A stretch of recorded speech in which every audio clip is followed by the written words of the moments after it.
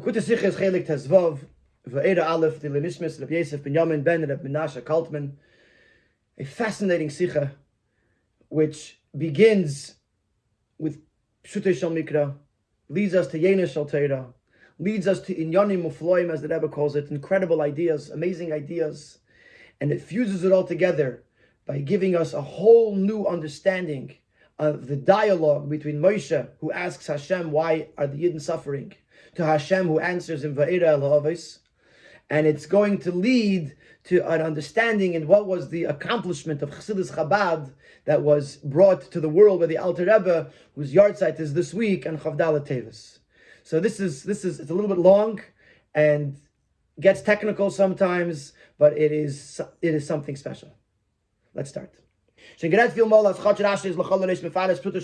spoken many times that although Rashi primarily explains Pshutei Shel Mikra, and Rashi's Pirush contains incredible, amazing ideas. In other parts of the Torah, and also deep secrets of the Torah. But in order to extract these ideas, first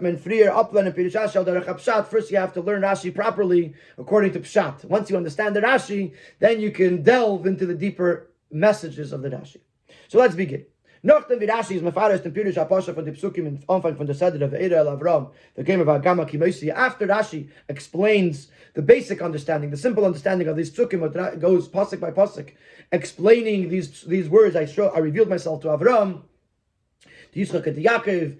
I fulfilled my covenant.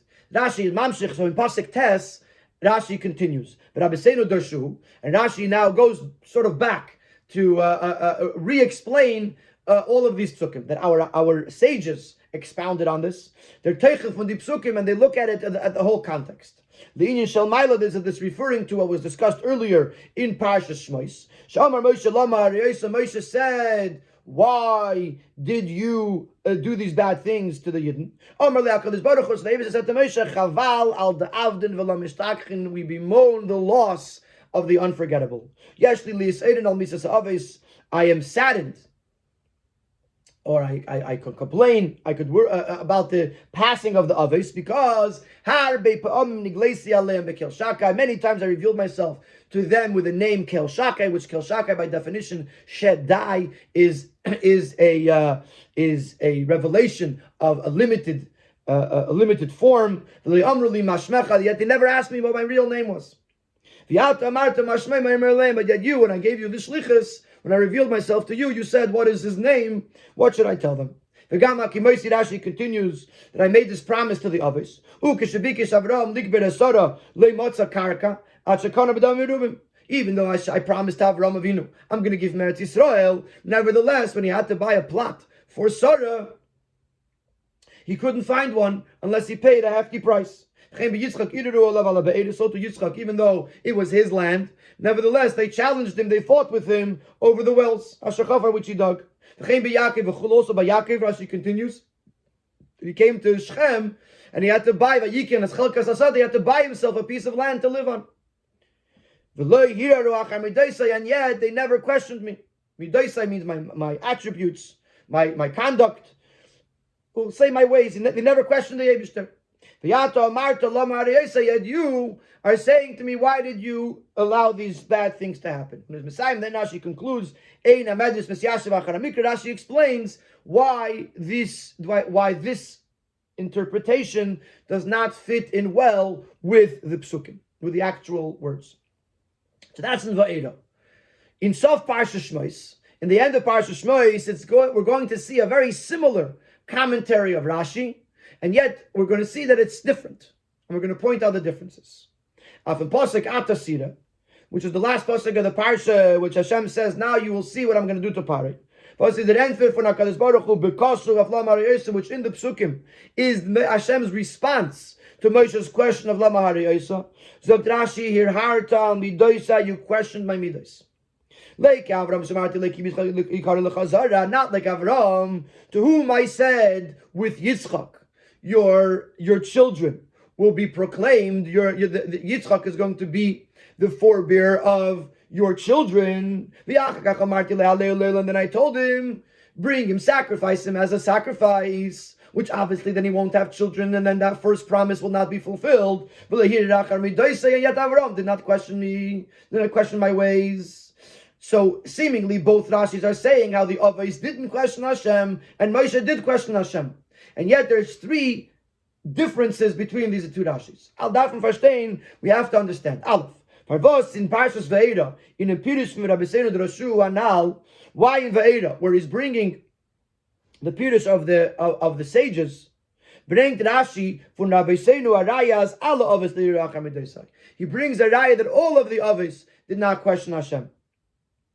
When it's off Parshas Shmois, bringt the raya no from Avram, and in the Rashi in the end of Shmois, he only brings the raya from Avram. So why is it that in the Shmois he mentions just Avram, and in Vaera he mentions Avram, Yitzchak, and Yaakov?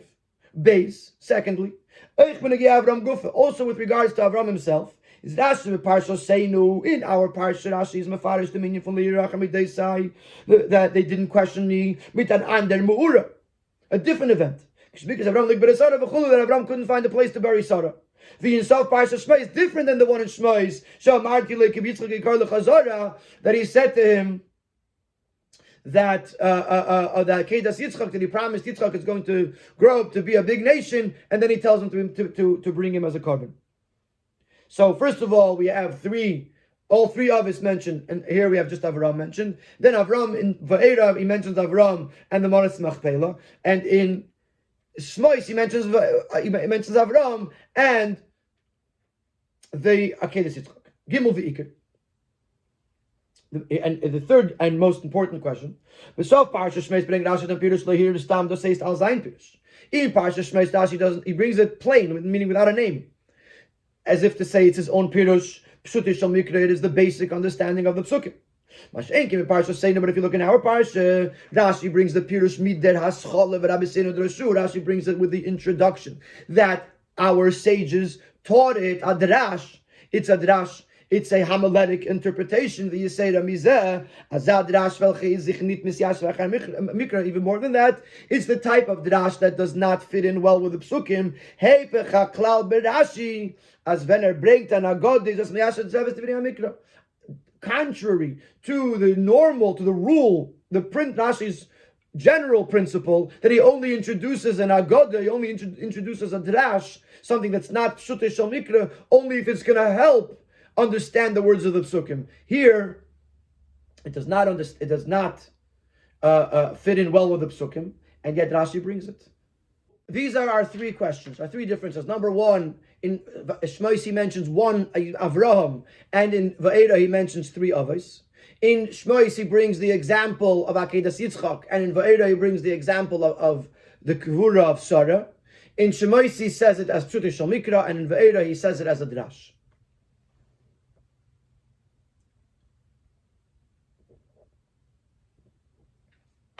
So now in Siv Beis, he's going to give the first of two answers to this question. And he's going to say that the answer is based on the third question, that in Shmois he's coming from the perspective of Pshat. In Vaera he's coming from the perspective of Drash, or Drush. And therefore, it expresses itself in two different ways, which is why these distinctions, these differences have to be there. As the last question actually answers the other ones. In South Parsha Shmois says Rashi Mefares Pshutei Shel Mikra Lasar. In the end of Parsha Shmois, Rashi is explaining Pshutei Shel Mikra on that specific pasuk, and he's going to explain in a little bit later, in just a moment, that in Vaera he's looking at a more. He zooms out and looks at a more general view of the context, and not just at this pasuk. But let's understand this pasuk first. The pshat, the pshutei shel mikra on this pasuk. This is the pasuk in the end of Shmois Atasira. Ukipshutei is their pasuk vayomer Hashem al Moshe Atasira. This pasuk is an enfer canal of Tainus Moshe. It's answering Moshe's complaint. In the psukim lifnei zeh, in the previous psukim, lama harei oisa lama zeh. Why have you allowed this to happen to the people? Umeyaz basi al parei ledaber b'shmecha heira le'om hazeh. From when I went to speak to Parei, it became worse for the people. In other words, Moshe's taina is not only did the Moshe's mission not cause the salvation of the Yidden Hatze, you didn't save the people, nor adarabba, quite the contrary. It became worse. When they're far, and therefore, so Moshe has a real complaint. He's complaining to Hashem. You sent me to Paro and you made it worse. Under far, and because he's complaining, Hashem tells him, you'll see what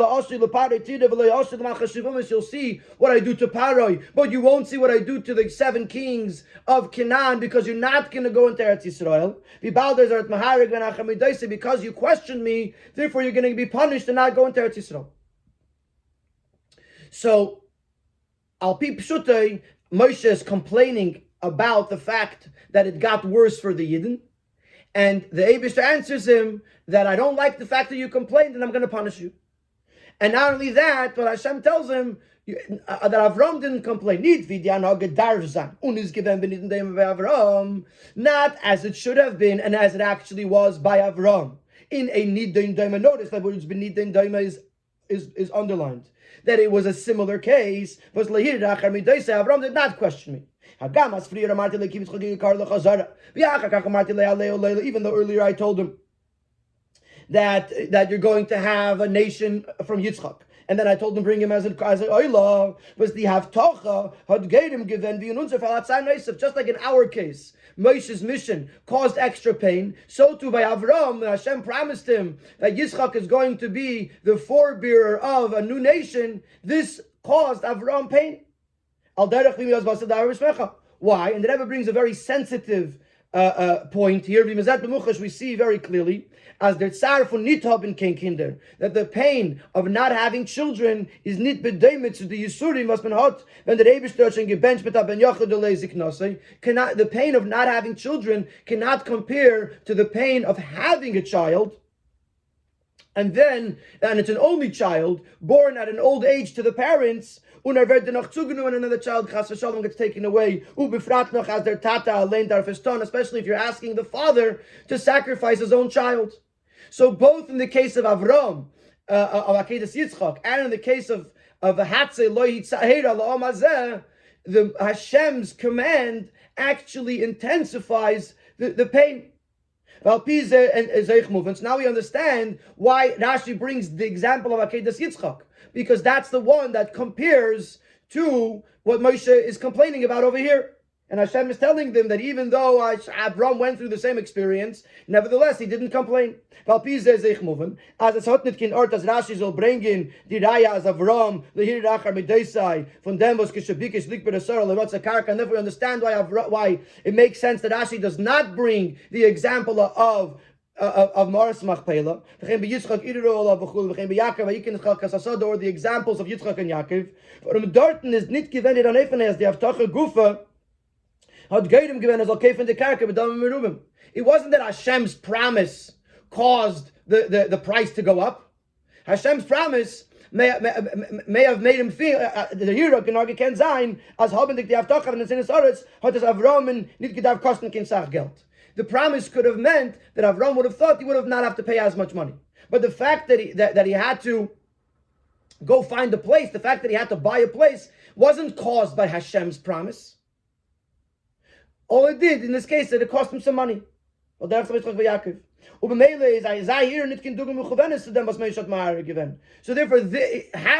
Avram or Yitzchak and Yaakov questioned Hashem in that case, it wouldn't be a fair example to Moshe in this case. As the Eibishter Shlichus Gufa had given their matzah and Heira Lamazeh, that it was the Eibishter Shlichus itself that caused the extra suffering.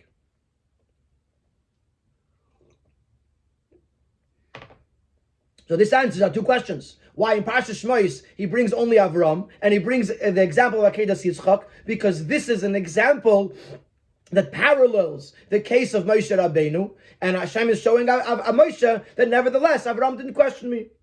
But if you're going to look from the perspective of Drash, as the ganzer Teichen Aksuvim, Eich Vaera Lavram, Yaakov Kum Behem Shechel Inyan Shel Maila, that the entire context of the psukim is all part of a bigger picture, in continuation to the earlier psukim. und is a Teil von dem Eibischtens meine. Benegeya die Shailis und die Burim Virun von Moshe Bichlal.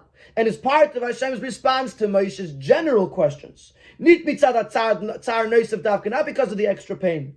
Was haben sich angeheben, but the word of the questions begin from Viato, Marto, Mashmai, Moim, and Aleim. Actually wanted to know, what's your name? What should I tell the Yidden? So if Moshe is not, if it's not pshat, that Moshe is talking about Heida la'amazeh, but it's a general discussion, he's moving from Rashi bring the Rosh Hashanah and Aladrai Ovis. As they so then it's understood why you could bring the other cases, because they over there also they did not question Hashem. What the detail was doesn't matter, because here too it's not about the detail. It's about a general idea that Moshe was questioning Hashem. Who is he? What is he doing? And the Ovis never questioned Hashem. So from the perspective of Pshat, that we're zeroing in on this one pasuk Atosira, then we need a mashal. Then we need an example in the case of the Avos that compares to Moshe. He brings Akedas Yitzchak. But in the perspective of Drash, where the meaning of these psukim is a more overarching story where Moshe is questioning Hashem, then he could bring all three Avos that they did not question Hashem, regardless of what the specific incidents were in their cases. So that's the first answer. This is Pshat. In Pshat, you're talking about a specific area. This is Drash, it's more general, and therefore you could bring from the Avos in general. Sif Gimel is going to give us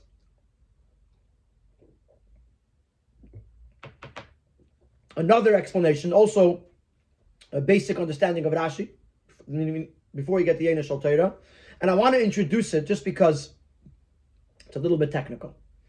So in the Sif Gimel, he's going to point out like this, that if there would have been an excuse for the Avos, a reason why the Avos did not question Hashem, like for example, if they felt undeserving of Hashem's promise, and that's why they didn't question Hashem, then then you can't bring that as a proof against Moshe. You tell Moshe, why did you complain? If the others didn't complain, so Moshe could say they didn't complain because they thought they weren't deserving. So when we look from the perspective of Pshat, we're going to say that in the three cases the three examples that are brought in Vaera, all those are personal things that were happening for the specific others. Avram needed a place to bury Sarah. Yaakov needed a place to live. So therefore, it's possible, because it's a personal event, it's possible that the Avos could think, we don't deserve it. And that's why Hashem made it difficult for us. But it's not a raya to their faith in Hashem, and therefore not a raya against Moshe Rabbeinu. But the case of Akedas Yitzchak, that wasn't something that was a personal event. That was an event that would affect the future of Klal Yisrael. So even if Avram was undeserving of Yitzchak, Hashem would not have taken Yitzchak away from him, because Hashem was taking the whole Klal Yisrael away. So Avram would never have said to himself, oh, it might be because I'm not deserving. It would have been, had Avram been a complainer, in the case of Akedas Yitzchak, he could have complained. Because he couldn't excuse Hashem by saying, I'm not deserving. And therefore comes Hashem and says to Moshe, look at Avram. Avram had every reason to complain. He couldn't say, Shem Agora Machet, maybe I'm deserving of this. He had every reason to complain, and yet he didn't complain. Why are you complaining? So this is what he's going to say in this next place. And then he's going to say that when it comes to the Dirash, over there's no idea of Shem Agora Machet. And we'll get to that. We have to take this step by step. The fact that Moshe complained to Hashem and said, why did you do this? Is doch nit an inyan prati. It was not a personal situation. But is benegiat aleim, which affects Moshe himself. No, b'shayches la'amazel to Klal Yisrael. It affects all of Klal Yisrael. Ubemele ken Rashi in derech hapshat nit bringen a dogma von Avram, was hat nit maharer given benegiat demaras machpela.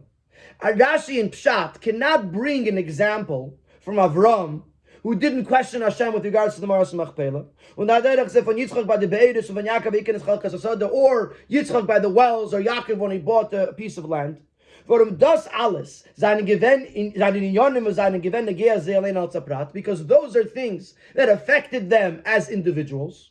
Und der Riber kann mechalik sein, and therefore you might be able to differentiate and say, as der Pfarrer man sie nicht mehr gewinn, weil sie nicht getracht, as wir sehen, die Avtochen nicht bekuyen geworden, der Pfarrer was gar machet. So if it's a private, if it's a personal event, they might say one might say the reason they didn't complain is because they thought they were undeserving.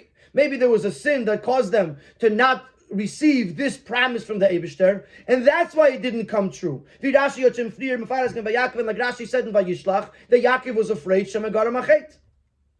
Mashenkin Tanas Moshe, was is given Benegia Ras Klal Yisrael. Moshe's complaint, which is about the bad that happened to all of Klal Yisrael, you cannot say that Moshe's private sins would affect all of Klal Yisrael. Under Riber, therefore, bringt Rashi al Pipsute in Saf Parsha Shmois, Loike Avram Shamarti Loike Yitzchak Ikar Lechazara. In the end of Shmois, Rashi brings the example of the Akedas Yitzchak.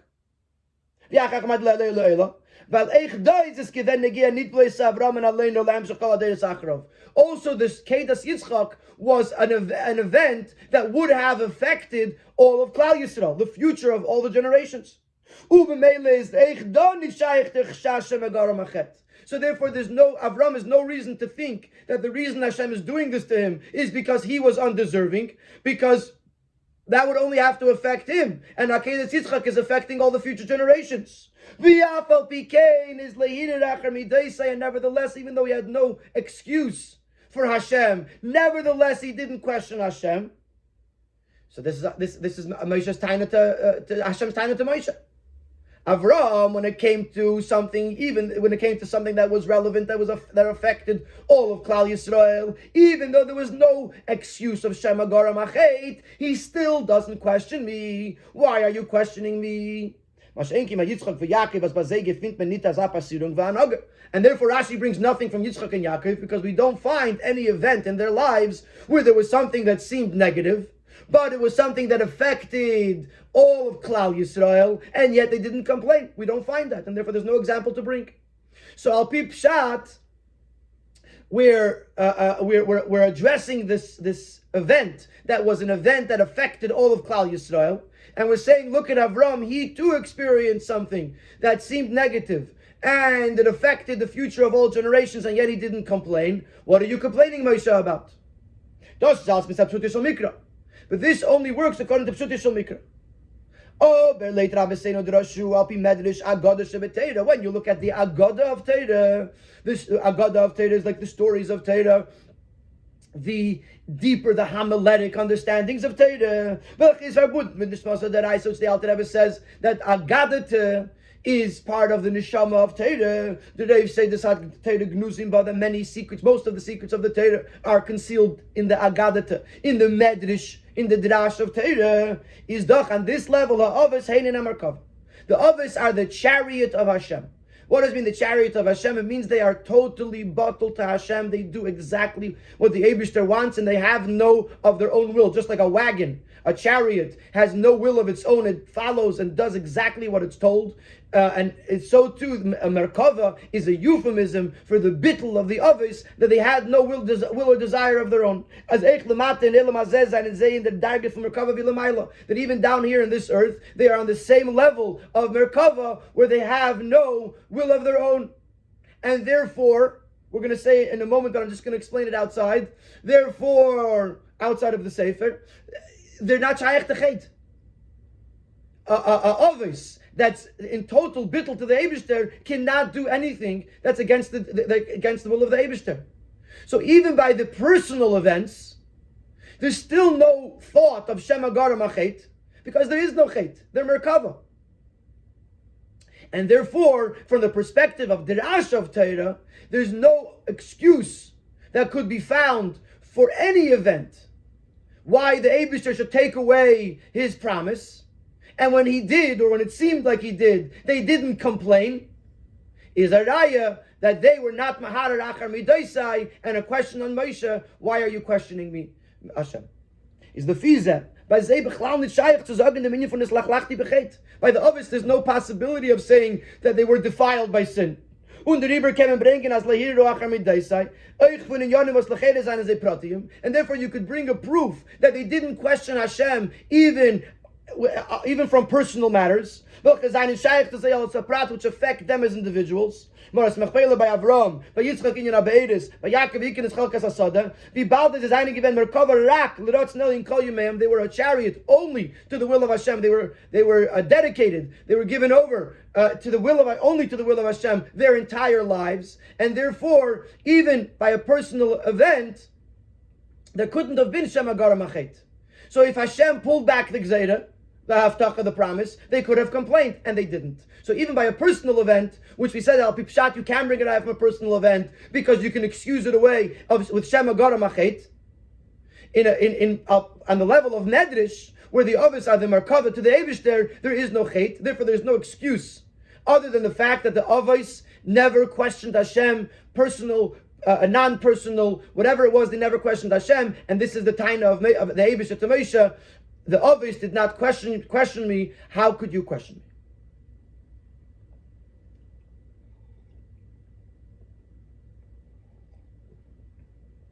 So these are the two explanations that the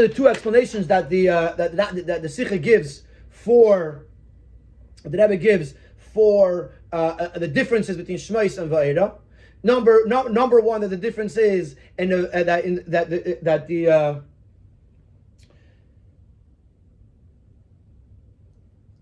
number one is that the first pshat is referring to Heir Allah Mazeh, where the Eibishter Shlichus caused something bad to happen to the Yidden, and therefore uses the example of the Akedah, where the Eibishter's Haftacha created extra pain, versus Vaera, where he's a more general discussion, and therefore he could bring any general example from the Avos. And the second answer is the difference is that in Shmos, because it's from the Pshat perspective, he brings something that would affect all of Klal Yisrael, because if it was a private event, it could have been excused. But the reason that they didn't question Hashem was because they thought that Gara Machet, that they were undeserving because of sin. But al pi Drash, there is no sin by the Avos, and therefore even by personal events, they could have questioned Hashem, and they didn't. Is a raya that Lahiru Achar Midaisai, they never questioned Hashem. It doesn't matter what the incident was. Now we're going to go to Yena Shel Torah. Yena Shel Torah is going to introduce another idea, and is going to utilize both of these ideas. Idea number one, that Shmos is focusing on a specific detail of the story, and Vaera is focusing on the overall story.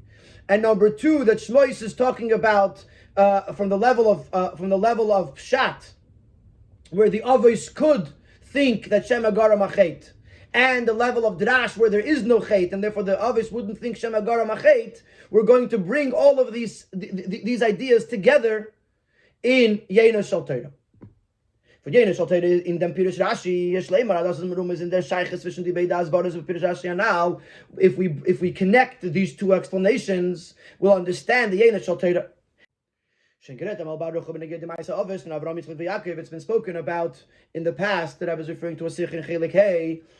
With regards to the Maisa Avos, we say Maisa Avos Siman Labanim. The Maisa Avos, the deeds, the actions of our forefathers, are a sign, and actually a Nesinas Koyach also, they give us strength to the Labanim, to the children, to know what to do. As in Dem Zanefanan, so it's said in this, it's explained in the Sikha in Chelek Hey that in Maisa Avos there's two ways of looking at it. There's two perspectives. Maisa Avos hat sich getan by the Avos mitzad Gufam. Number one, the way Maisa Avos, the way the actions were done by the body, in the physical actions. To say they were human beings and they did things as human beings. And when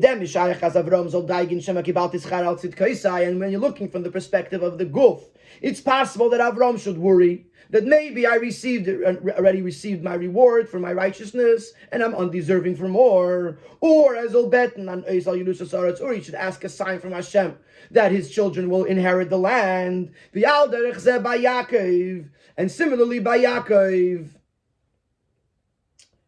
that Yaakov also in Parshas Vayishlach is afraid Shema Gara Machet. Like we find in the story of the Mizitcher Magid, as Erod Gezen, the story is printed in the Kovetz Nichtavim, in the letters that are printed at the end of Tehillim. A very beautiful a story written by the Frierdiker Rebbe. The Frierdiker Rebbe tells the story how the Baal Shem Tov had his Chavraya Kadisha. He had a group of Talmidim, a group of disciples that were very close to him, and he taught them the secrets of Torah. There was one Shabbos that a lot of Anashim Shutim, of simple folk, came to the Baal Shem Tov, and the Baal Shem Tov was giving them a lot of attention, a lot of kiruv. And the Talmidim, the Chavraya Kadisha, they felt bad. They felt like they didn't understand why the Baal Shem Tov was giving so much attention to these simpletons. Shabbos afternoon, by the Su'udah, that was the time that was uniquely for the Talmidim of the Baal Shem Tov. And they came in, and the Baal Shem Tov was in a very good mood, and he was teaching, and he was sharing lofty secrets of Torah, and the Talmidim were thinking to themselves, this is how it ought to be. Just us with the Baal Shem Tov, teaching, enjoying. And the Baal Shem Tov had all the students, had all the disciples put their hands on the shoulders of the people sitting next to them. And the Baal Shem Tov put his hands on the two disciples sitting right next to him. And as soon as the circle closed, the Talmidim were transported to a place where they heard this beautiful, beautiful singing. And the Frierdiker Rebbe describes in the Sikhi, there's psukim there from Tehillim with Yiddish words, the incredible, enjoyable pleasantness, beautiful, heart-rending, heart-stirring singing. And the Talmidei Baal Shem Tov could not, they enjoyed it, they felt like they were in Gan Eden. And then the Baal Shem Tov took his hands off the two students next to him, and the music stopped, the singing stopped. And the Baal Shem Tov turned to the Talmidim and he said, what you just heard was the Tehillim that was being said by the people that you were referring to as Anashim Shutim. When they say Tehillim, this is how it sounds to the Eibishter. And in a sense, the Baal Shem Tov was berating them for questioning why he gives them so much attention, if only they could appreciate how special these people are, to the Eibishter. The Magid, the Mezritcher Magid, who was one of the Talmidim, told over to the Alter Rebbe, to his Talmud, how for a long time he felt very bad about the fact that he questioned the Baal Shem Tov. That he doubted the Baal Shem Tov's approach. And then he had a dream one night, and in the dream he was coming out of Gan Eden, and there was a room where he saw, inside of the room, he saw Moshe Rabbeinu was teaching Chumash to children, to school children. And they were learning Parshas Lech Lecha. And in Parshas Lech Lecha, Avram laughs at the fact that the prospect of him having a child at 100 and his wife having a child at 90. And Moshe Rabbeinu was saying that that every pasuk, even though there's different layers of understanding, the basic layer is that you have to understand it literally. That Avram was laughing. He was Avram Avinu. So you have to know, says Moshe Rabbeinu to these school children in the dream of the Magid, that even a guf kodesh basarhu, even if it's a holy body, it's still basar, it's still flesh, it's still physical. Meaning to say, even Avram Avinu, it's beyond our understanding, but that's what it says, that even Avram Avinu is capable of, beside his guf, is capable of laughing at this prospect. As er hat gesehen, die Moshe Rabbeinu learned by Tinekes of Esrab and the Pasuk, Vayipel Avram upon Yitzchak, he saw Moshe Rabbeinu teaching the children that Avram fell on his face and he laughed, Vayemer al ben meir shana yivolid, Vim Sara Abbas Tish Mishana Telit, can I have a baby at 100, or could Sara have a baby at 90? And Moshe is explaining to them that the Pasuk is meant to be understood literally. So from this we see that there is an aspect of the Avos where they operate from their guf. And on this level, they could think that they sinned, they could think that they're undeserving, they could think they already got the reward, and they could even ask the Eibishter for an ois, for a sign that they're going to yashin Eretz Yisrael. Beis, on the other hand, Maise Ovis, Vidosot zich ufgitom mitzad nishmosam. On the other hand, there's the Maise Ovis as it was being done by their neshama. Was in them is klal nechach and hiruach midosei would be impossible for them to question Hashem because on a neshama level they were not capable of such a thing. Umat mevayer given, and over there in that sikha it's explained as the pirushim pirush Rashi al derech hapshat gufa teira reden wegen Maise Ovis wie sie seine mitzad guf. That those explanations of Rashi where he's addressing pshat, this is talking about the Ovis from the perspective of their guf. And the pirushim of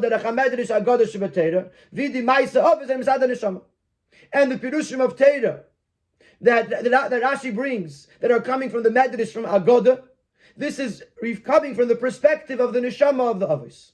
They're very important. So we could look at the same event but from two perspectives, from the guf of the Avos and from the neshama of the Avos. Now we can apply that. We said before pshat, and we said before that this is pshat and this is and this is drash. Now, so let's apply that to this these psukim over here. Was in Pirush Asher Sof Parsha Shmeis, was al derech hapshat, redt sich wegen Maise Ovis. Wie sie seine mitzad guf. In Shmeis, where he's coming from the perspective of pshat, he's talking about the Maise Ovis from the guf perspective. The Rebbe came and bringing an eye to Moshe Shaila ben Agel Amazeh, when them was Lehiru ben Agel Yanam Apratim, and therefore you can't, like we said before in Siv Gimel, you can't bring a raya to Moshe that the Avos were not questioning Hashem. You can't use personal events. Because it's possible that Avram thinks that he was already rewarded for his good deeds, and therefore he's not going to get the Haftacha. So he doesn't question Hashem. Similarly by Yaakov. And that's why Rashi doesn't bring those examples there, because those examples are personal matters, and it's possible that they didn't question Hashem because they thought that they weren't deserving. But when you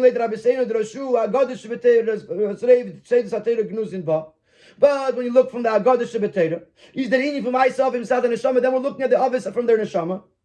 Is that when them was the Avos leader of Pratim? Then from the neshama of the Avos, there's no sin, and if there's no sin, then the fact that there's no excuse why Hashem took away His promise from them.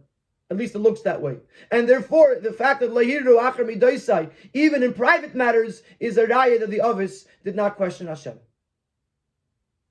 Now, once we're here, that we're differentiating between the way that tzaddik operates from his guf and the tzaddik operates from his neshama, we can apply the same thing to Moshe Rabbeinu. In other words, in the last two paragraphs, we were talking from the perspective of the Avos, that the Avos from their tzaddik guf, they would technically be capable of sin, and therefore the Hiracham Medaisai is not clear when in private matters, personal matters. But mitzad the neshama, they would not be an union of sin. Let's look at it now from Moshe's perspective, from the angle of Moshe. Al derech ze kemaz zan ich bin shachas Moshe Rabbeinu. Das was Moshe hat geteinet in sa parsha Shmeis lama reis lama ze. Yas basti al parel davar shacher lama ze vegeimar. Let's do the mikra. The fact and the parsha Shmeis where Moshe is complaining to Hashem that he's allowing these things to happen. And from the point that when I went to Parai, it became worse for the Yidden. This is coming, according to Pshudah Mikra, this is coming from the first perspective, which is the perspective of the Guf. Therefore, it's possible that Moshe would actually question Hashem. And the Lashon is, I am upset at you for sending me. Where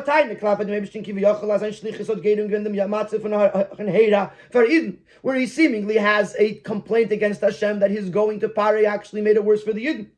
And in brackets, on the Ribber is there because he was actually complaining to Hashem. Therefore, he ends up with a punishment that he's not going to be able to go into Eretz Yisrael. But if you're looking from the Drash answer, which is the Parshas Vaera, then we're looking at Moshe Rabbeinu from the second perspective, which is the perspective of his neshama. The Moshe Rabbeinu is his actions are the actions of his neshama. We cannot say that Moshe actually was questioning or second guessing Hashem, and received the punishment for this. Can't be. Moshe's neshama is not capable of complaining to Hashem. No, the time is verstanden darin. But the Moshe's question consisted of was harbe pa'al neglesia aleim bekel shakai. The time of Hashem to Moshe is that many times I revealed myself to the others with the name Kel Shakai. They didn't tell me what is your name. And yet you tell me what's your name. The complaint on Moshe is that he wanted to know the Eibishter's holy and great name. So the secret of the Eibishter's ineffable name. He wanted to reach a higher level in the knowledge of a godliness. Shem Havaya, the name of Havaya. Midas Amitishali, my truth. Shema Etzem, the name of the Etzem, the essence of Hashem. Even the words, why are you allowing these bad things to happen to the Yidden? It's not that he's questioning, doubting Hashem. Literally.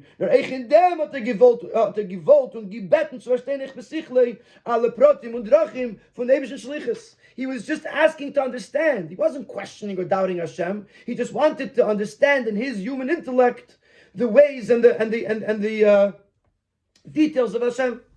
When Alpi says meduyik was Rashi sagt nit bar abesenu drashu the loshen hier hartal mit deise ben gel Moshe wie sagt in sein Pirush auf Parshas Shmos der Chapshat, and therefore it's actually, if you look in the Chumash in the wording of Rashi in Sof Parshas Shmos, Rashi uses the words here hartal mit deise but Moshe Rabbeinu, you questioned, you doubted my midos.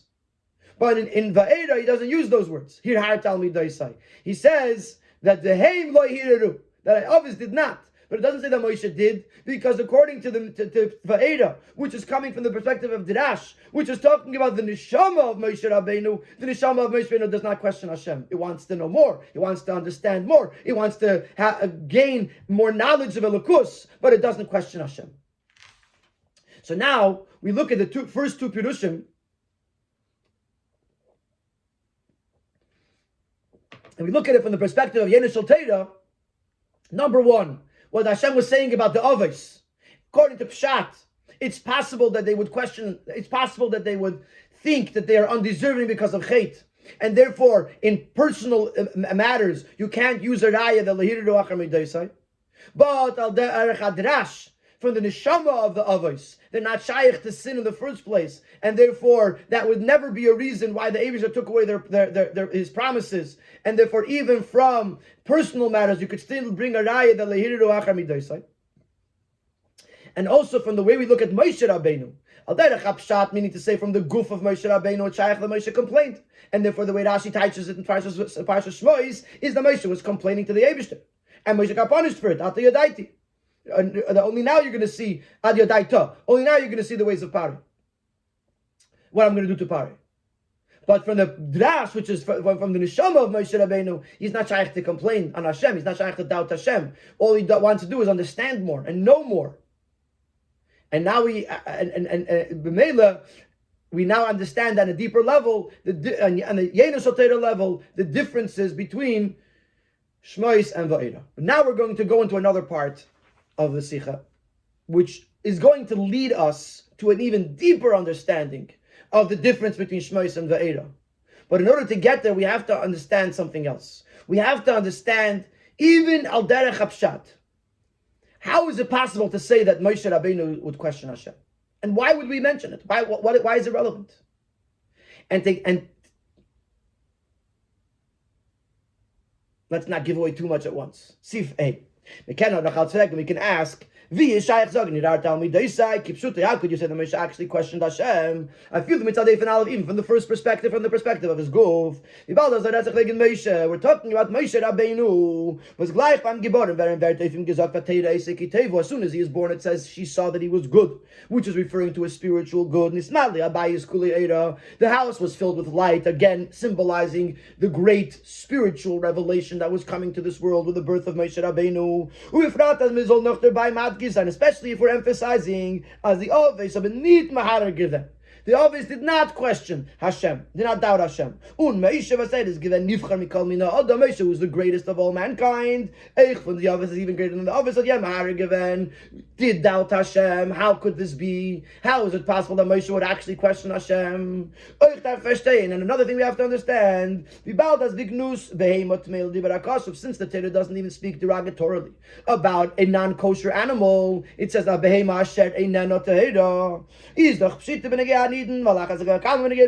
certainly the Torah will not tell us something derogatory about another Yid, and certainly about Moshe Rabbeinu. So why would the Torah tell us that Moshe was questioning Hashem? In other words, the only reason they would do so is if there was a takeaway, if there was a lesson. What kind of lesson can we take in our service of Hashem from the fact that Moshe questioned Hashem? And it's difficult to say that we should be careful not to question Hashem, and we should follow the example of the Avos, of the forefathers, who did not question Hashem. But we can't say that that's the lesson, that he's mentioning it to us to tell us that don't be like Moshe, be like the others. But Moshe Rabbeinu is to them the Tukumin, because if Moshe Rabbeinu couldn't reach that level, is v'montmenes, but yet nidin the b'chol zman. How can we demand this from a Yid? In any situation, some situations are raise huge questions. So how can you ask every Yid in any time to not ask any questions if Moshe Rabbeinu couldn't not ask questions? So we have two questions. Number one, how is it possible that Moshe would question Hashem? And number two, why is it the Torah telling us that Moshe questioned Hashem?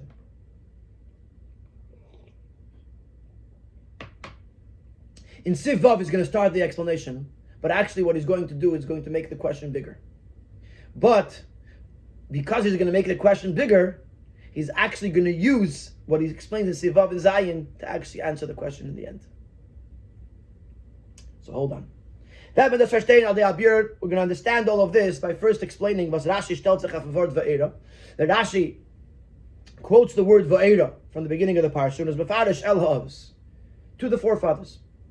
Is Yadua di Kasha. So it's a known question, and the first one of Rashi asks this question. The Pasuk allein teich das us gleich Vaera el Avraham el Yitzchak vel Yaakov. The Pasuk, just keep on reading. Vaera el Avraham el Yitzchak vel Yaakov. The Pasuk spells it out that he was revealing himself to the Avos. Is was get the Rashi too? So what is Rashi adding by saying el Avos? Is the Asbara in them? So the explanation is like this. Rashi is der mit uisen zum Asbazan. Rashi is out here to explain to us as that inyan the Eloi from Vaera el Avram, that this great accomplishment, this great achievement of Vaera el Avram, that I revealed myself to Avram, etc. Re'iyah and Elokus, to be able to see godliness. Bivados and muchshis, with certainty and literally. Vidivados are the gasmes, like the certainty of seeing something with your own eyes. And because of that, the Avos did not question Hashem because they saw Elokus with their own eyes. This vision was given to them as fathers, as forebears of the Jewish people. Vaera el ha'avos. Rashi is not telling you who he revealed himself to because that's the pasuk tells it to us. El ha'avos, Rashi is telling us they got it because they were avos, because they were fathers. Das heißt, als Vaera ist gegeben geworden zu sehen, an Neifen, an das aller Abkommen, wie Yerusha von die Avos zu die Barim nachse. That it was given to them as fathers, that they should bequeath it to their children that will come after them. The Mishnah in Ediyah says that a father transmits to his child various different things, including beauty, including wealth, and including wisdom. So this Re'iyah this vision that they saw, they were meant to pass it on, to transmit it to their children. From their parsha, in the minyan as in Keren La'avis El Lishleish, and as this week's Teira says, that which it says in the Gemara, that there's only three people, Avraham, Yitzchak, Yaakov, that are referred to as Avis, as Bechines Ha'avis Yerusha Libnei Achreim B'chol Der, that the level of Avis is meant to be a Yerusha, an inheritance to the generations that come after in every generation. And as he says later in the Maimer, over there, Bechines Ha'avis Tzarech Liyos B'chol Adam, the level of the Avis has to be brought down into every single individual. Und das ist der Tam of their time of the Eibishter got to Moshe Rabbeinu. Now that we understand Vaera El Ha'avis, that Eibishter gave the Avis a Re'iyah, a vision that was meant, a realistic vision of Elokus, that was meant to be passed down, to be transmitted to the children, to the generations that followed. Now we can understand Hashem's problem, Hashem's complaint. Chaval al da'avdin v'la mishtakchim. Since this vision was given to them as fathers, is nitokin ort verempferen as Avram v'gemer zayin anders. You can't say that Avram and Yaakov are different, that they had a different experience and therefore they didn't question Hashem. Because we're talking about fathers where every person is their child. Darf sein und sich anhören, die Beginnis, wie bald der Resech als Ovis ist bechol Adam als Ben, darf sein und sich anhören, die Beginnis Vaera. Haben wir das bei Yerusha? Since we're talking about fathers, therefore in every person, being a son, a child of the Ovis, should be able to experience the Vaera, because it came to them by Yerusha. So Hashem is saying to Moshe Rabbeinu, I gave this to the Ovis, they were supposed to transmit it to everyone, so why are you any different? Why are you questioning me? Chaval al da'avdin. Now, we're not finished with this yet, because we're going to ask the question, are children exactly like their fathers? Does everything that a father gives to the child mean the child is exactly like the father? It doesn't always work like that. Sometimes the father gives something off to the child, but it's not exactly the same. So maybe Avraham and Yaakov had this realistic vision of Elokus. But then when Moshe Rabbeinu got it, it wasn't the same thing. And he's going to say in Siv Zayin that only works on something that the father worked on with his own koiches, but something that was given to him for the purpose of transmitting it to the next generation. Then the next generation gets exactly what he got. And therefore, we, the children of Avram, Yitzchak, and Yaakov, have the possibility of experiencing the same Re'iyah and Elokus like the others. We could differentiate and say, even though the father is giving over his things to his son, we could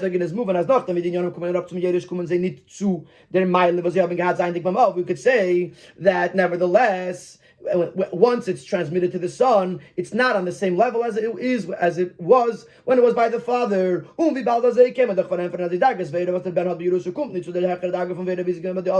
So you might be able to say that the level of Vaera that exists by the son is not the same level that was by the Avos.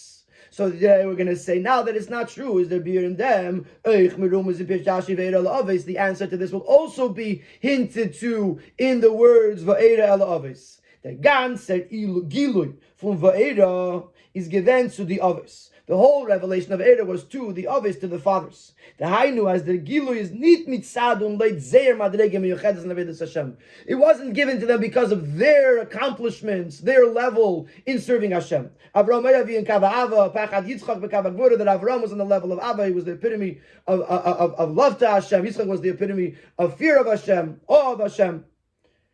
That's not why they received Vaera. They're in ganzen verbunden mit Ninyan was design in Ovis. When Rashi says Ela Ovis, it means that the entirety of this Re'iyah was given to them as Ovis. Subanim. What makes them a father? Only if there's children. A person can be an adult. If they don't have children, they're not a father. So if you call them Ovis, it means that there's children. And they're the ones that the children are supposed to get this Vaera. So clearly there's no difference between the fathers and the sons. When do you say that there's a greater level in the father over the son? That's if the father received these things through his own through his own qualities or through his own efforts. Because he serves Hashem in his own way. Even though even that can also be transmitted to children. As the Mishnah says, if the father passes certain things down to his child, it's possible that since the father worked on it on his own, reached it through his own efforts, so it's possible that when he transmits it to his children, it won't be on the same level.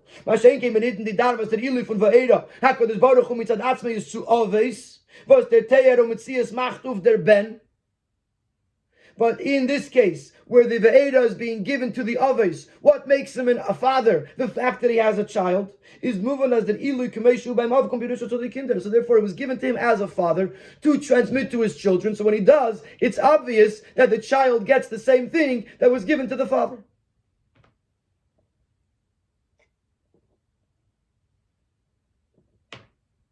So now, we don't yet have the answer to our question, but our question just got bigger.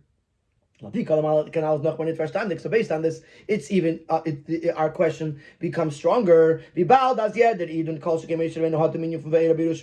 every Yid, and especially Moshe Rabbeinu, has this Vaera, has this Re'iyah, this vision of Elokus, as a Yerusha, as an inheritance from the others. So why does this not stop Moshe? Why does this not hold Moshe back from questioning Hashem? Obviously, why? Because they saw Elokus. Why doesn't Moshe have that same idea? And because of that, it should hold him back. It should stop him from questioning Hashem. So this is that question that we started in the beginning of Osei. And now the question is even stronger. We did gain a beautiful understanding in the relationship of Vaera and the Avos, that everything that the Avos got in Vaera was given to us as well, to Moshe Rabbeinu and to all of us as well. But it didn't answer our question. And the Sivches is going to answer the question, and he's going to begin with the idea that the Yidden had to reach a level of emunah in order to receive in order to get the geula, in order for the geula to happen, the redemption to happen. There had to be an emunah, and not an emunah that was given to them by the avos, that was transmitted to them via an inheritance, but an emunah that permeated them, that changed them. And ultimately, what we're going to say is that when Moshe says Lama Harei, he's not actually questioning Hashem.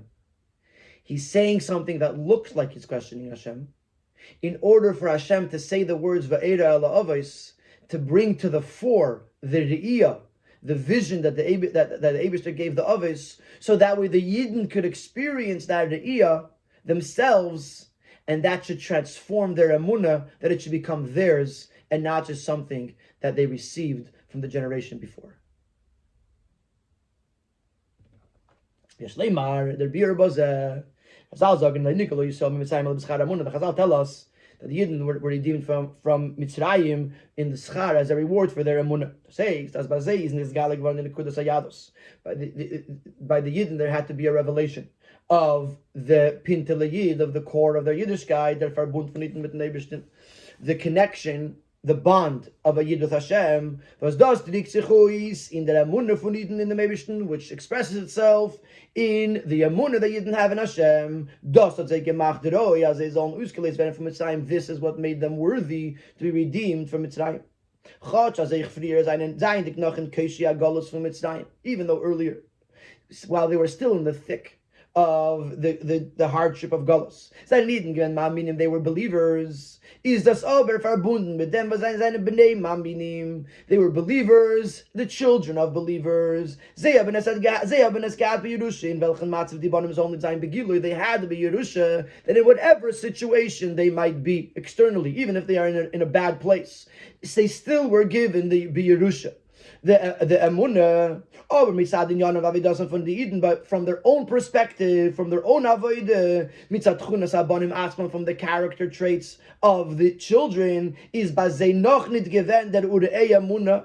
They did not yet have their emunah nurtured. Shleimus agilu from emunah. They did not yet have the ultimate perfection, the ultimate revelation of the emunah. As the Eden sollen ausgelöst werden from Mitzrayim, and in order for the Eden to be redeemed from Mitzrayim, mitzad zeit eigenem schus, in order that it should happen from their own merits, not because of who their fathers were.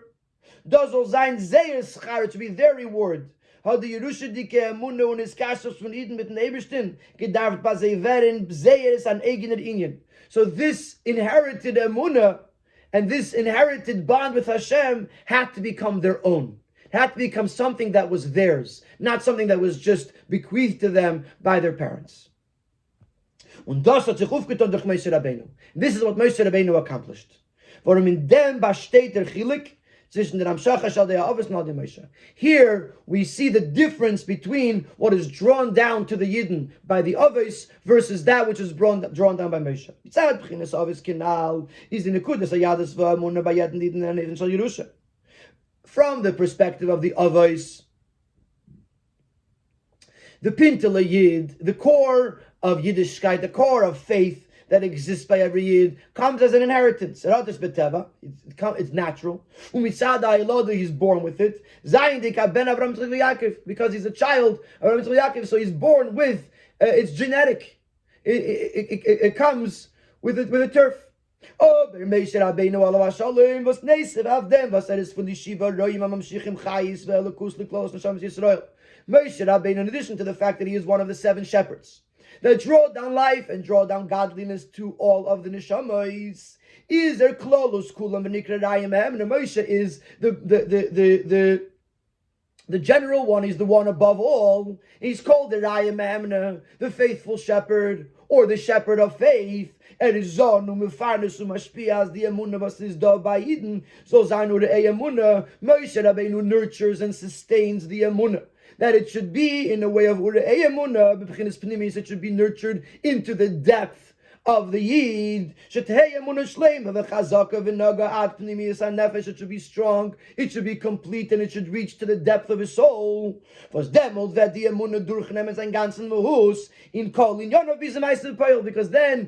emunah will permeate the entire person, all the way down to the lowest level, which is his actions. That even his deeds, even his actions are affected by the emunah, because the emunah permeated his entire being, because it was nurtured to him and it was fed to him by Moshe Rabbeinu, who is the Rayim Hamna.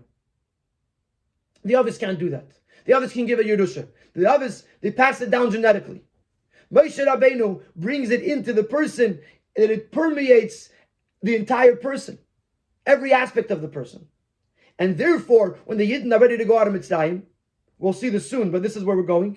We need Moshe Rabbeinu to take the emunah that came by Yerusha and give it to the Yidden in a way that it should become part of them, so that it should be their emunah, and therefore they could merit the Geula. So now let's go back to this Lama Harayasa. Now we'll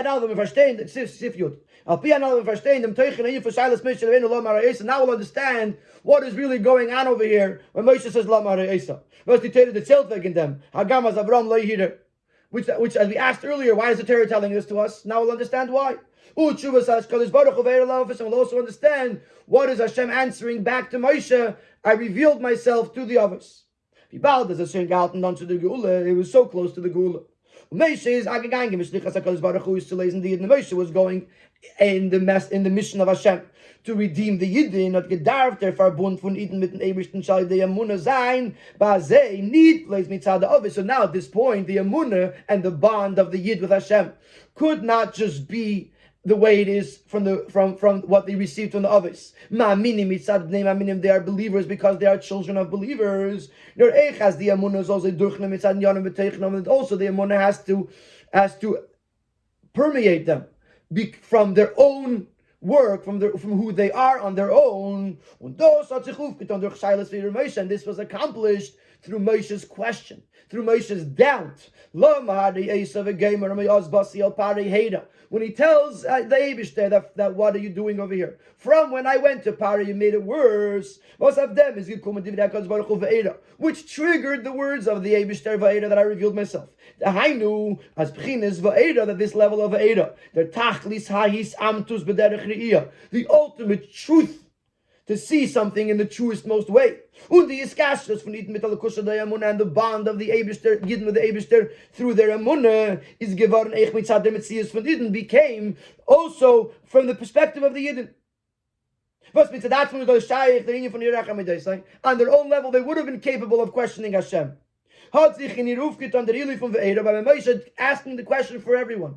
And the Eibush is saying, Vaera, the Eibush gave this revelation to every Yid, so gave them the advantage of Vaera. The Shleimus Amunah by Hashem gave them the ultimate Amunah in Hashem,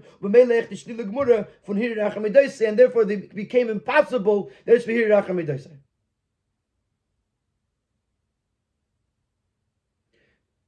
So this is the key. This paragraph is the key to understand what happened over here.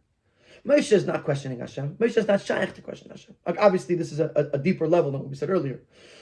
What Moshe is doing is Moshe is trying and succeeding to bring down a greater revelation to the Yidden.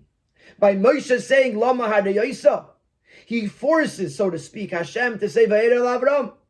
The words of Hashem are not just words. The words of Hashem is reality. So this revelation that took place to Avram, to the Avos, now takes place for all the Yidden. All the Yidden now receive this Gilui, this hisamtus shal yidei de'iyah, that it now becomes so true as if they've seen it with their own eyes. And because of that, the emunah changes them, it becomes their own. And it becomes impossible to question Hashem, and they become worthy of the Geula. Und Rabbi sagt Rashi in Pesach Parsha Shmei said out Talmud Deisa Leik Avram. Was lieder Achar Midaisa, and this is what Rashi says in the end of Shmos. You questioned, you doubted me, not like Avram who didn't doubt me. Their meat is their madgish, and over here the Rebbe remakes the whole understanding of these words. The meat is their madgish. Rashi is emphasizing as the b'chines von lei hider was is da by Moshe. Bei alle Eden mitzad Avram ha'aves is nit maspik.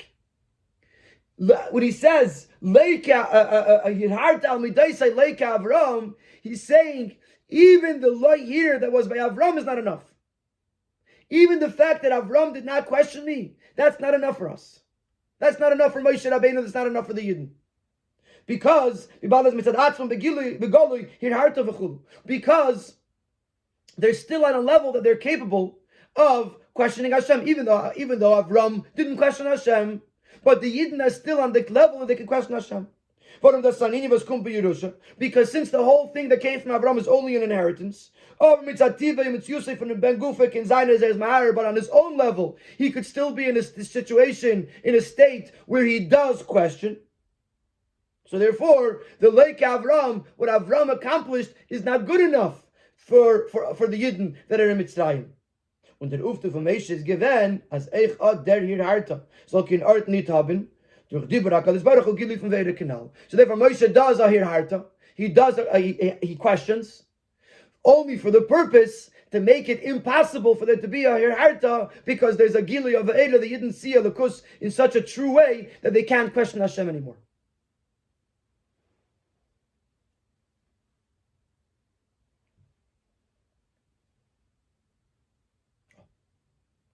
In Sif Yud Aleph, he's now going to apply this whole idea.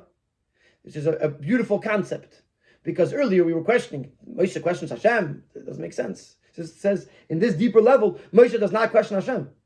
Moshe is only questioning Hashem for the purpose of bringing down a Gili Lakus that would help change the... Now in Sif Yud Aleph, he's going to explain this in the two perspectives of Parshas Shmos and Parshas Vaera, Pshat and Drash. Later is noch mal meduyek der Einteilung von die Perushim in Rashi, al der Chapshat of Parshas Shmos und al Pira b'Seinu Drashu Parshas Seinu. This will make it more precise. It will make it more perfect. That which we divide Rashi in stuff Parshas Shmos, which is talking about Pshat, and Rashi in Vaera in our Parsha, which is coming from the perspective of Drash. Das was is mevur le'el.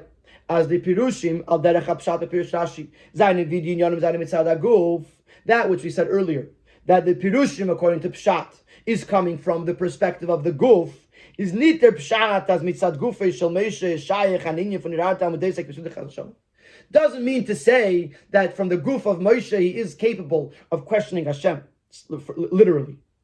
Since Moshe is the essence of good, it leaves no room for Moshe questioning Hashem. No, their purish is. So what does it mean? He said, Lama Harayisa. What does that actually mean? As the Inyan werd getan in an Oifen, that Moshe, who is trying to bring down the Vaera, the Gilui Elokus, is doing so in a way was ken in pashtus v'chitzenius, which on a basic, external, superficial level can be uiskitaitz can be seen as if as if he was questioning Hashem literally. What Moshe Rabbeinu does is he does something that makes it look like he's questioning Hashem. Und der Riber, and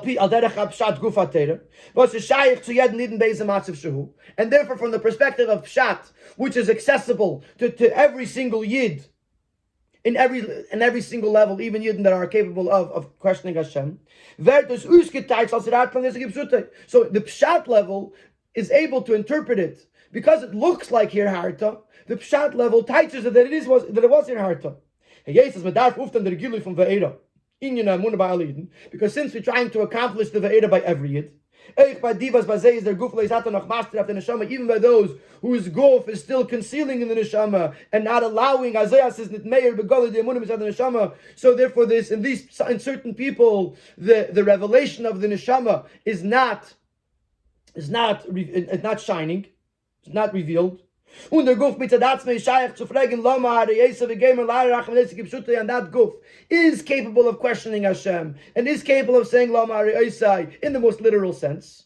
Und eich bazei wird aufgetan Adi Meisha, was is Keil Kol Yisrael, the Gili from Vaera, and even by such a Yid, even by a Yid who's on a Pshat level, he's on a level where he's still seeing it as if he's questioning Hashem, and he's capable of questioning Hashem. Even by such a Yid, Moshe has the ability to bring down the Gilui of Vaera, the Gilui HaYisamtus v'Yiskashos HaDei Emunah, the truth, and the bond that comes through Emunah, Shlila, von dem Hirur, v'Heipech HaHirur, which makes it impossible, Shlila von dem Hirur, which negates the ability to question Hashem, the Heipech HaHirur, not only to not, but the opposite of Hirur, which is the total faith. That's the Pshat perspective. So the Pshat perspective is that Moshe wasn't questioning Hashem. It looks like Moshe was questioning Hashem because Moshe is trying to chap those Yidden that are still on the level that they're capable of questioning Hashem and give even them the Gilui of Vaera. So therefore the way Moshe brings about the Vaera is by making it look as if he's questioning Hashem. That's Pshat. But now when we look at the level of Drash, we could see every single Yid, even Yidden, that the guf is still so strong. From the level of Nishmasa Dairaisa, we see the Neshama is shining brightly. On that level, it's impossible that a Yid should question Hashem in the basic level, nor blaze velen farstein. What is possible? Therefore, according to the Nishmasa Dairaisa, it wasn't a question Lama Harayisa. The question was V'amarta Mashmoi. That what's happening over here is the Yid wants to understand what's the name Hashem. He wants to understand why bad things happen according in his human seichel. Now, they Moshe had sich aufgetan über die Emunah, als eigen Seichel soll sich anderen die Emunah Yisamtus in Elokus beginnes Vaera, and Moshe accomplishes über die Emunah that even by this Yid who's trying to understand the ways of Hashem, who's trying to understand the name of Hashem, that Moshe accomplishes that even Seichel should be able to internalize this Emunah and the truth of Elokus on the level of Vaera beyond wisdom, beyond understanding, beyond reason. So this is the deepest level of understanding Shmois and Vaera. In Shmois, he's talking about Mitzad Pshat. He's talking about the Yidden, that their goof is concealing their neshama, and therefore they're in a state that they are capable of they're capable of questioning Hashem. Moshe wants to save them. Moshe wants to elevate them. Moshe wants to prepare them for the geula, and therefore he says something It's almost like a Mesiris Nefesh because he was punished for this. He says something that looks like a complaint in order to awaken the Vaera and bring this Vaera to every single Yid, even the Yidden that are not yet on that level, and bring them to a level of Shleimus HaEmunah. And from the level of Nishmas Deiraisa, Yidden are even the lowest Yid is never going to question Hashem. The most that's going to happen is that he's going to want to know the name of Hashem. He's going to want to understand the ways of Hashem. And Moshe is going to give it to him. Urei Emunah. He's going to give him the ability to understand Elokus in a way that is higher than Seichel.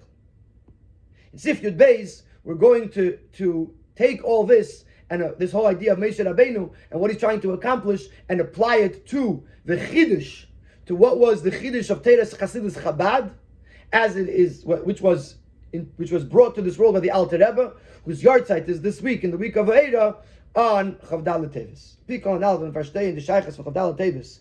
Yema Ilula von Alter Rebbe to Parshas Vaera will understand the connection of Chavdal Tevis, which is the yahrzeit of the Alter Rebbe to the Parshas Vaera. Ukedivrei Hashalah Hayuduim, and like the words of the Shalah, that the things, the days that occur inside of within a specific week are connected to the parsha of that week. Which in this year, as in many years, the Chavdal Tevis falls out in the week of Vaera. The Chiddush von Teres Chassidus Chabad. What is the Chiddush of Chassidus Chabad, as it was revealed by the Alter Rebbe? That on his yahrzeit, everything that he is, all his deeds, all his teachings, all his Torah, all his work that he did in this world, all his life, go up. When it says then comes down to be revealed and to shine down into this world. So what is the chiddush of the Alter Rebbe's Teres Chasidus Chabad of Teres Chasidus is in the Galag Givan Duch Shem Tov U'Mizditcher Magid over the Chassidus which was revealed by the Mal Shem Tov and the Magid. Yesh Leimar as ein inyan baza is. We could say that one element is as it says in them was Yisparnesun Minei. Literally, Yisparnesun Minei means to be sustained by it. But the way it's Yisparnesun Minei is a passage from the Zohar, and it means to be able to understand it well. From Pnimiyas HaTeira, to understand well Pnimiyas HaTeira, und die Emunah in Elokus wird nisgale durch Teres Achsidus Chabad, and this Emunah in the Eibishter is revealed through Chassidus Chabad, be'efen as es soll durchnehmen dem ganzen Menschen, in a way that it will permeate the entire. But Yisparnesun Minei means that a person understands it very well, that it becomes part of him. Starting from the person's intellect, Chachma bin Adas, to the point that it's not just the revelation of one detail that is this concealed faith, that an inyan v'kayma shlema, but it takes, it permeates the entire form of the person, which comes through his own work and through his own efforts. Even though on his before learning Chassidus Chabad, he wasn't capable of it.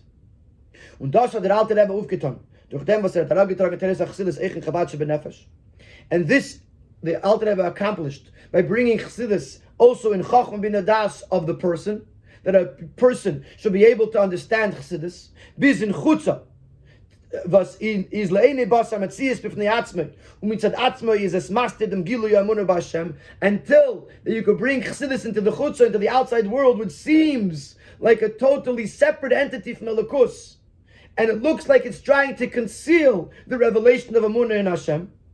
But the Alter Rebbe Chassidus Chabad made it possible that the Teres Chassidus could reach even into the person and even into outside of the person, into the Chutzah. Similar to the Amunah that was accomplished through Moshe's question, it was accomplished through the words of the Eibishter Vaera La'avis. As his amtus ve'emunah was eaten